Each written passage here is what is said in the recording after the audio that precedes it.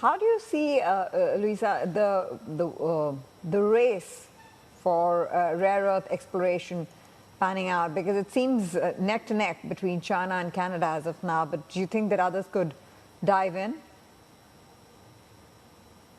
Yes, I mean, the demand is there, right? So we are now, last year, apparently production reached 300,000 tons. And, 10 years ago was less than half of that. So we saw production and demand double in the last 10 years.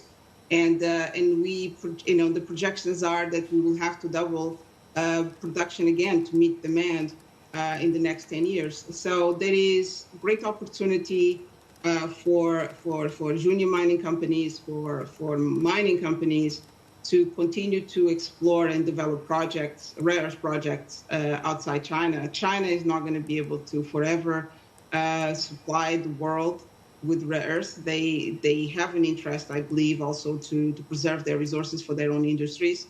And so in the long term, we would have to, the rest of the world and the West and North America, to develop those resources and supply chains. So I think that there are risks, of course, but I think with the demand and hopefully with prices staying at a reasonable level, we should see a couple more projects in addition to Linus.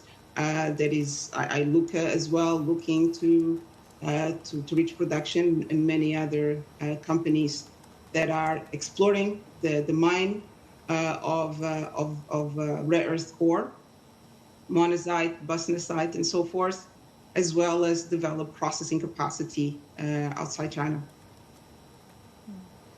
And when you talk about how China is positioning itself in this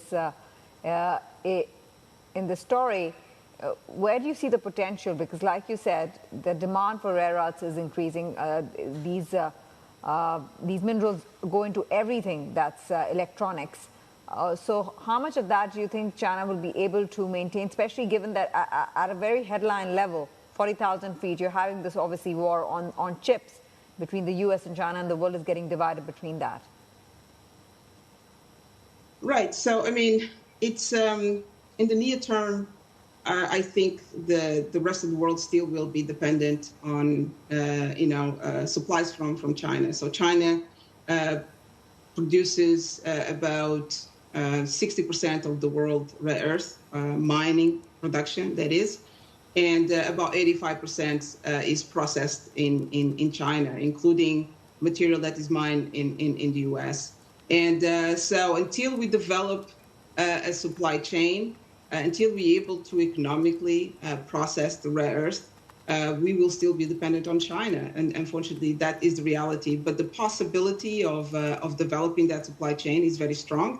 I think rare earth and other critical materials are on the radar of governments, and definitely many companies, metal companies, large mining companies as well. So we are most certainly will see more production of rare earth and related products outside China, outside Asia, in the next couple of years. But in the near term, we will still be dependent on China.